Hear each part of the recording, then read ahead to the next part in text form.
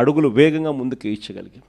గూగుల్కి సంబంధించి క్లారిఫికేషన్ చంద్రబాబు నాయుడు అనే వ్యక్తి ఏ రకంగా క్రెడిట్ చోరీ చేస్తాడు అనేది కూడా చెప్పింటే, డేటా సెంటర్ అనే దానికి ఫస్ట్ ఆఫ్ ఆల్ డేటా విశాఖపట్నంకు రావాలా కదా, వస్తేనే కదా డేటా సెంటర్ అనేది వచ్చేది. ఆ డేటా అనేది సింగపూర్ నుంచి కేబుల్ తీసుకొచ్చేదానికి అంకురార్పణ చేసింది వైఎస్ఆర్సీపీ ప్రభుత్వంలో జరిగింది. కాబట్టి వైఎస్ఆర్సీపీ ప్రభుత్వంలో 300 మెగావాట్లకు సంబంధించి డేటా సెంటర్కు శంకుస్థాపన చేశాం. అదానికి గూగుల్కు ఆ రోజుల్లోనే 2022లోనే నోయిడాలో గూగుల్తో కలిపి నోయిడాలో already data centre Adani already కట్టాడు. దానికి సంబంధించి శంకుస్థాపన 2023లో జరిగింది. తర్వాత సింగపూర్ గవర్నమెంట్కు 2020 శంకుస్థాపన చేసిన రోజే తర్వాత 3-4 నెలలకే 2022లోని సింగపూర్ గవర్నమెంట్కి లేఖ కూడా రాసినాం, కేబుల్ అక్కడి నుంచి వచ్చేదానికి మాకు ఫెసిలిటేట్ చేయండి అని. అవన్నీ జరిగితే ఈరోజు గూగుల్ వస్తూ ఉందాం. డేటా సెంటర్లో అసలు కట్టాలి అని అంటే ఫస్ట్ డేటా రావడానికి కేబుల్ కావాలి కదా. ఇవన్నీ అప్పుడు మనం చేసాం కాబట్టి ఇప్పుడు వస్తూ ఉంది. ఆ రోజు నుంచి చూస్తే విశాఖపట్నంలో డెవలప్మెంట్ అనేది ఆ రోజు అడుగులు మనం వేసాం కాబట్టి ఈరోజు గూగుల్ వస్తూ ఉంది. ఆ రోజు మనం మూలపేట పోర్టు మనం 30% కంప్లీట్ చేసాం కాబట్టి ఈరోజు మూలపేటలో పోర్టు కంప్లీట్ అయ్యే పరిస్థితిలోకి వస్తూ ఉంది. ఆ రోజు భోగాపురం ఎయిర్పోర్ట్కు 900 కోట్లు ల్యాండ్ అక్విజిషన్కి మనం ఖర్చు చేసినాం. R&R ల్యాండ్ అక్విజిషను 900 కోట్లు ఖర్చు చేసి భోగాపురం ఎయిర్పోర్ట్కు ఫౌండేషన్ స్టోన్ వేసి దాదాపు 30% కంప్లీట్ చేసినాం. అన్ని పర్మిషన్లు తీసుకొచ్చి ఇచ్చి మనం చేశాం కాబట్టి అది కంప్లీట్ అవుతుంది. ఈరోజు నిజంగా చంద్రబాబు నాయుడు చూస్తే అన్ని రివర్స్గానే కనిపిస్తూ ఉండే. మెడికల్ కాలేజీలు అన్నిటికన్నా నిజంగా చాలా అతి దరిద్రమైన పని చంద్రబాబు నాయుడు ఏదైనా చేస్తూ ఉన్నాడంటే ఇది అతి దరిద్రమైన పని. నిజంగా అతను మంచి చేయకపోతే చేయకపోయి కనీసం చెడు చేయడం అన్నదానికి మనకి ఇంతకన్నా దరిద్రం ఏదైనా ఉంటుందో నాకు అర్థం కాదు అసలు. ఎందుకనంటే నువ్వు కట్టిందిలా రాష్ట్రం ఏర్పడినప్పటి నుంచి ఇప్పటిదాకా 1923 1923 నుంచి 2019 దాకా అంటే మన ప్రభుత్వం వచ్చేదాకా రాష్ట్రంలో ఉన్న మొత్తం మెడికల్ కాలేజీలు ఎన్ని అంటే 12. గవర్నమెంట్ రంగంలో ఉన్న మొత్తం మెడికల్ కాలేజీలు ఎన్ని అని అంటే 12. ఈ 12 కాలేజీలకు చంద్రబాబు నాయుడు చేసింది 0. రాష్ట్రంలో ఉన్న మెడికల్ కాలేజీలు ఎన్ని అంటే గవర్నమెంట్ 12. చంద్రబాబు నాయుడు 12లో ఏమైనా ఒకటన్నా చేశాడంటే అది లే, ఒక్కటి చేయలే. మనం వచ్చిన తర్వాత ఏకంగా 5 ఏళ్లలో కోవిడ్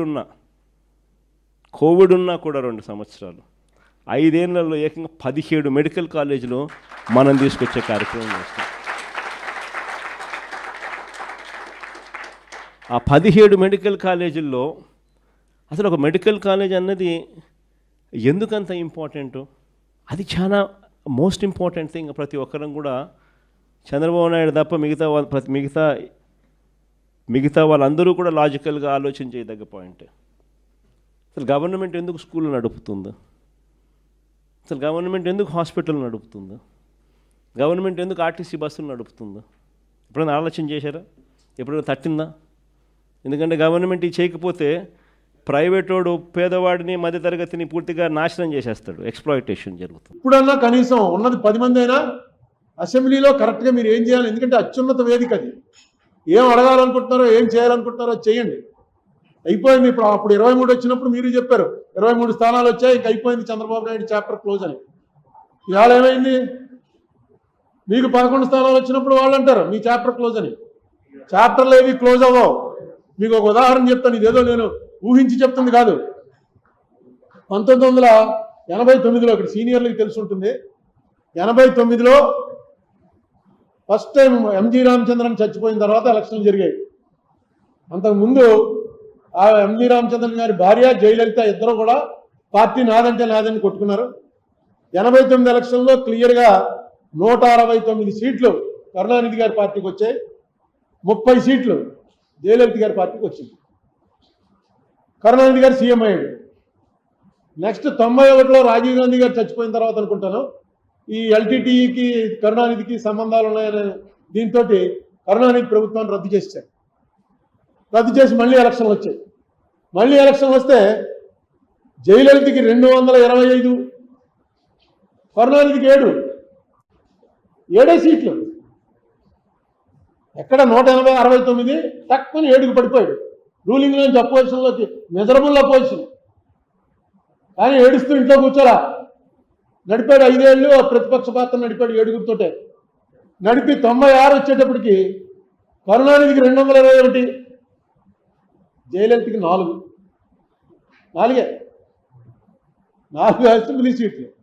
లాస్ట్ టైం 7 వచ్చిన వాడేమో 221 పెరిగాడు, 225 వచ్చిన వాళ్ళు 4కి తగ్గారు. 2011లో మళ్ళీ 203. జయలలిత 2 సార్లు నెగ్గింది. 2016లో కూడా నెగ్గింది, ఆవిడ చచ్చిపోవటానికి ముందు. అంతకుముందు ఎప్పుడు ఒకసారి అయినా ఒకసారి ఆవిడ అలా వచ్చేది, 2 సార్లు నెగ్గింది. ఈ రాజకీయాల్లో ఎప్పుడు కూడా నిస్సత్వ, నిస్సహాయత ఉన్నవాడు రాజకీయాల్లోకి రావటమే అనవసరం. ఉదాహరణ చంద్రబాబు నాయుడే. ఆయన వయసుకి మొన్న వేసంకాలం టీవీలో చూస్తుంటే మనకు చెమటలు పట్టేసాయి. ఏంట్రా బాబు ఇంత ఎండలో అలా పడి మెయిన్ రోడ్డు మీద నిలబడి అలా మాట్లాడుతున్నాడు, చెమటలు కారిపోతుంటే మనకే భరించలేకపోతున్నాం. ఏసీ కూర్చుని ఎలా తిరుగుతున్నాడు అంటే ఆ కసి, ఆ రాజకీయం అనేటువంటి ఆ కసి ఉండాలి. నిస్సత్వం తగ్గిపోవాలి. నిస్సహాయత నాకు అవడం లేడురా అన్నది ఉండకూడదు. అలా చేశాడు కాబట్టి ఆయన మళ్ళీ రివర్స్ అయింది. ఇప్పుడు జగన్మోహన్ రెడ్డి కూడా మా వాళ్ళని కొట్టేస్తున్నారు, ఇవన్నీ కూడా మామూలుగా జరుగుతుంటాయి. ఈసారి కొంచెం ఎక్కువ జరుగుతూ ఉండొచ్చు. జగన్మోహన్ రెడ్డి దీనికి మైనస్కి ప్రధానమైనటువంటి కారణం ఏంటంటే ఆయన చేసినటువంటి పనులు కక్షతో చేస్తున్నాడు అని మిడిల్ క్లాస్ జనం నమ్మారు. ఆయన చేస్తున్నటువంటివి రూల్ ప్రకారం చేశాడా, రూల్ ప్రకారం చేయలేదా అన్నది పక్కన పెట్టి, రూల్ ప్రకారం చేసినా రూల్ ప్రకారం కాకపోయినా ఇది కక్ష పట్టి చేస్తున్నాడు అని ఖచ్చితంగా మెజారిటీ ప్రజలు నమ్మారు. ఇంకా ఏ బడుగు బలహీన వర్గాల వాళ్ళ ఓట్లు నీకు వస్తాయనుకున్నావో ఆ బడుగు బలహీన వర్గాల వాళ్ళంతా కూడా రెక్కాడితే కానీ డొక్కాడని జనం. ఆ జనానికి 50 రూపాయల లిక్కరు 200 రూపాయలు దాటిపోతే తాగకుండా ఉండలేని పరిస్థితి అనేక సంవత్సరాల నుంచి అలవాటు చేస్తాం.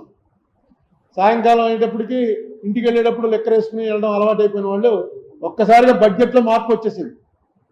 మీరు ఇచ్చే 8,000 ఇచ్చారు, ఆటో డ్రైవర్కి ఇచ్చారు, తర్వాత చిన్న చిన్న పనులు చేసుకుంటున్న వాళ్ళకి ఇచ్చారు, 3,000 రూపాయలు పెన్షన్ ఇచ్చారు. ఇవన్నీ కూడా కలిపి కూడా ఆ ఫ్యామిలీ బడ్జెట్లో తేడా వచ్చేసింది ఈ లెక్కర వల్ల. మీకు ఎలక్షన్లు పోవడానికి వాళ్ళకి డైరెక్ట్గా గవర్నమెంట్ తోటి సంబంధాలు ఉండవు. లాస్ట్ టైం కన్నా ఈవేళ బాగున్నావా లేదా, ఎవడ ముఖ్యమంత్రి ఎవడ ప్రధానమంత్రి, మామూలు పని చేసుకున్న వాళ్ళకి ఏమి అది ఉండదు. ఉల్లిపాయ రేటు గురించి ఒక గవర్నమెంట్ పడిపోయింది ఢిల్లీలో. నా బహుశా 77లోనో 80లోనో ఉల్లిపాయ రూపాయి ఉండేది 5 రూపాయలు అయింది. అంతే, వాళ్ళకి ఉల్లిపాయ నిత్యావసర వస్తువు తక్కువ ప్రభుత్వాన్ని దించేశారు. అలాగే ఇక్కడ సారా అన్నది ఎంత బలంగా పనిచేసిందంటే అది మొట్టమొదట పాపం ఫస్ట్ ఈ విషయం కనిపెట్టినవాడు ఎవడంటే స్టేట్ లెవెల్ లీడర్స్లో మన రాజమండ్రి ఆయన సోమవీర్రాజు లిక్కర్ రేట్లు ఎక్కువైపోయి 50 రూపాయలకి ఇస్తాం మేము వస్తే అని అంటే ట్రోలింగ్ చేసి తెగతిట్టేశారు సోమవీర్రాజుని. అదే చంద్రబాబు నాయుడు గారు డైరెక్ట్గా మీటింగ్లోకి వచ్చి చెప్పాడు 50 రూపాయలకే మీకు నాణ్యమైన లిక్కర్ ఇస్తాను మేము వస్తే అని. అది పనిచేసింది. సోమవీర్రాజు ఆ ముందే చెప్పాడు అది, ఎందుకంటే అతనికి ముందే వెలిగింది ఇది. దీనివల్ల చాలా ఫ్యామిలీస్లో చాలా ఇబ్బందులు అయిపోతున్నాయి ఆర్థికంగా. తర్వాత ఇంకా చంద్రబాబు నాయుడు గారు చేయవలసిన 1-2 పనులు ఏంటంటే డీలిమిటేషన్ వస్తుంది. డీలిమిటేషన్ వచ్చి సీట్ల సంఖ్య 700 దాటిపోతుంది. అందుకే పార్లమెంట్ కొత్త బిల్డింగ్ కూడా 700 దాటిన వాళ్ళు 800 మంది పట్టేలా కట్టారు. డీలిమిటేషన్లో మన పాత్ర కరెక్ట్గా, ఎందుకంటే సౌత్ మొత్తం మనకి ఇచ్చేటువంటి డబ్బు బాగా ఇప్పటికే చాలా తక్కువ ఇస్తున్నారు. అది నేను అనేకసార్లు మీకు లెక్కలన్నీ చెప్పాను.